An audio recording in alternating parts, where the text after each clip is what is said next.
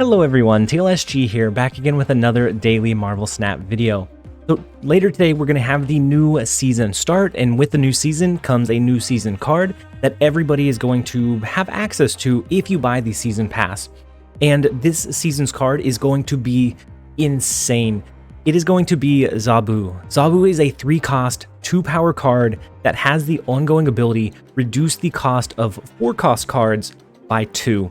We all know how broken Sarah is, how strong cost reduction cards are, and Zabu is going to duplicate that effect from Sarah, and it's going to create some really crazy combo potential.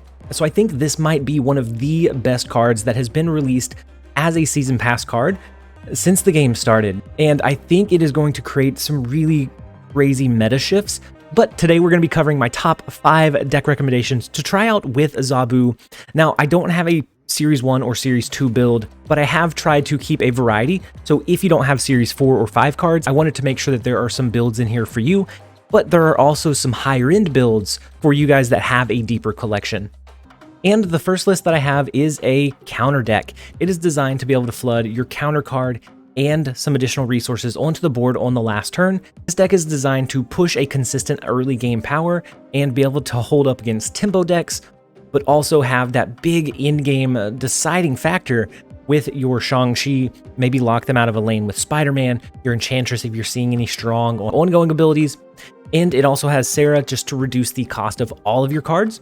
If you get Zabu, that is going to be enough to be able to do a Shang-Chi, a Drax, and then you can also do a Lizard or another 2-cost card on top of it, and you're just going to be able to push so much value onto the board. Now, me personally, as an upgrade, I'm going to take out Drax, and I'm going to add in Absorbing Man into my list.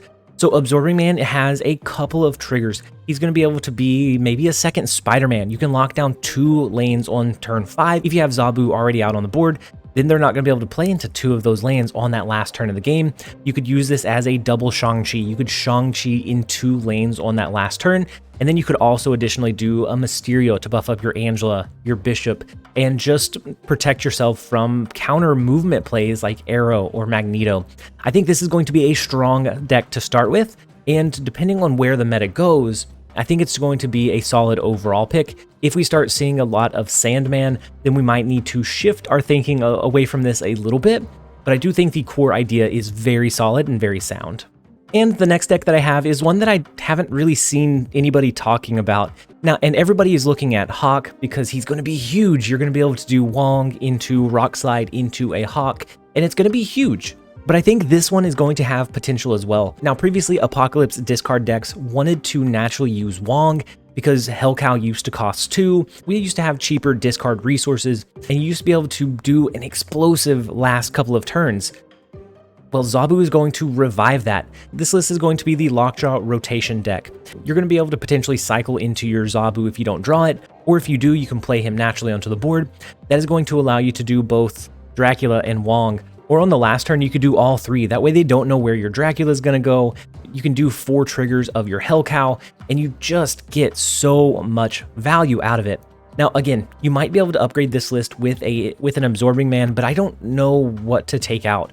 The weakest link starts feeling like maybe a Blade, but you do need some cheaper resources just to kind of get the ball rolling if you need something to cycle in with Lockjaw. And I think it'll take some testing, but I think the discard archetype itself is going to be pretty decent. You're going to be able to do 4 discards with your Hellcow.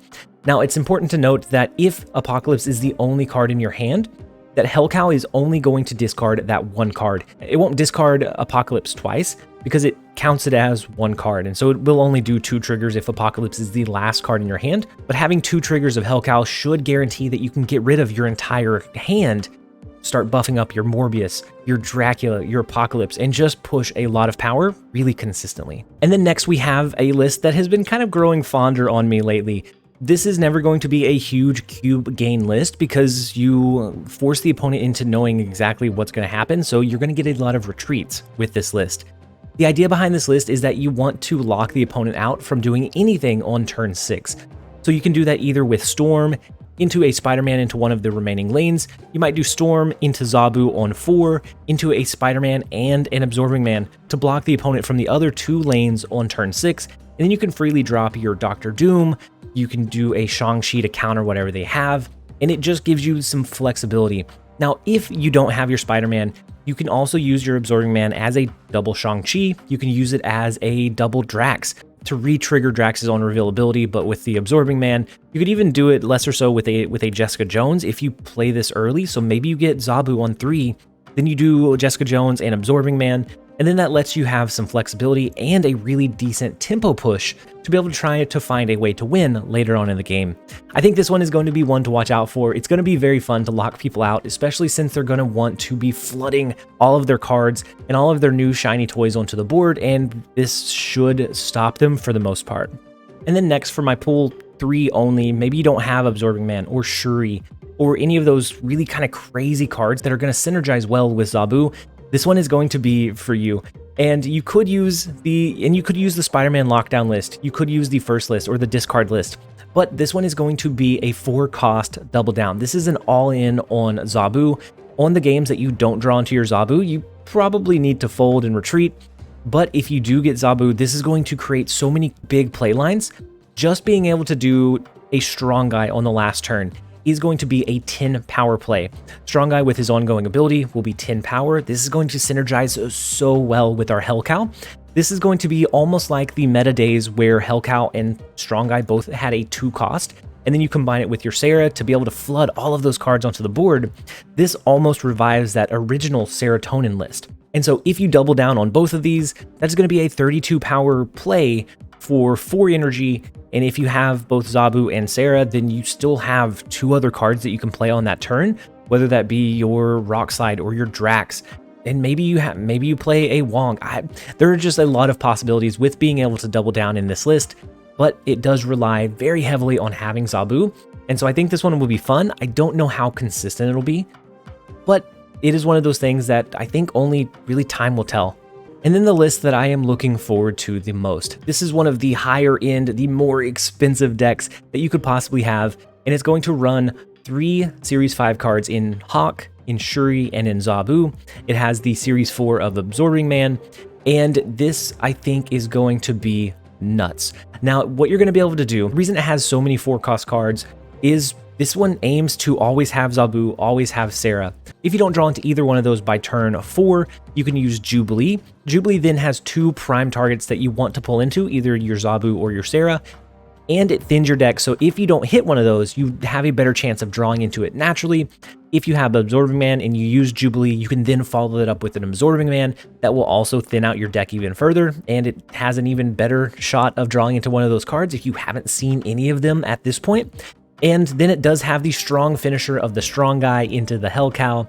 We have the Drax plus the Wong combo. We have the Wong plus the Rock Slide combo. We also have the Shuri into any of these cards. We could do Shuri into Rock Slide or Shuri into the Wong lane into a Hell Cow. Is going to be 24 power in that one lane for 3 energy if we didn't preemptively drop any of those cards. I think this is probably going to be one of the lists to look out for, just because it's going to be able to so consistently dump your hand and dump all of those strong cards. It's not looking to do anything insanely tall. It is not looking to do a 1000 power play. It is looking to be able to consistently do what it wants to do and push a moderately high amount of power onto the board in the process, most of that coming in the last couple of turns. And so in this list, Hawk is not going to be our biggest win factor. That's why we don't run a Mystique, because then that starts clogging things up. It's a little bit harder and more unnatural to do the Hawk plus the Mystique, I think. And I would rather invest those resources into a Jubilee. Now, you could Jubilee into your Hell Cow, and that would feel really, really bad. But on those games you fold, Jubilee always is and will continue to be a card that you want to use and pay close attention to what is left in your deck. You want to know the odds of getting a good outcome or a bad outcome, depending on what you have left in your deck. And I think this is going to be a very solid choice for today. And then there's also one alternative playline. You could do Wong into Shuri into Absorbing Man into something else. It's going to give a 12 power Absorbing Man, then it will give a doubled power card to something else. So your Hell Cow, your Strong Guy, your Drax, all of those are going to be phenomenal choices. This list, I'm so excited to try this one out. This is going to be the one that I'm personally trying out first, and then I'll dive into some other tech cards and looking for some like really high roll potential. but I think this is going to be one to look out for. But those are my top 5 deck recommendations to try out today. Let me know what you think of these lists. If you think one is going to be better than the other, if you have a list of your own, let me know in the comment section down below. I may end up testing it out and featuring it in a video. If I do, I'll make sure to give you a shout out. I hope that you guys enjoyed the video. As always, this has been TLSG. Later, guys.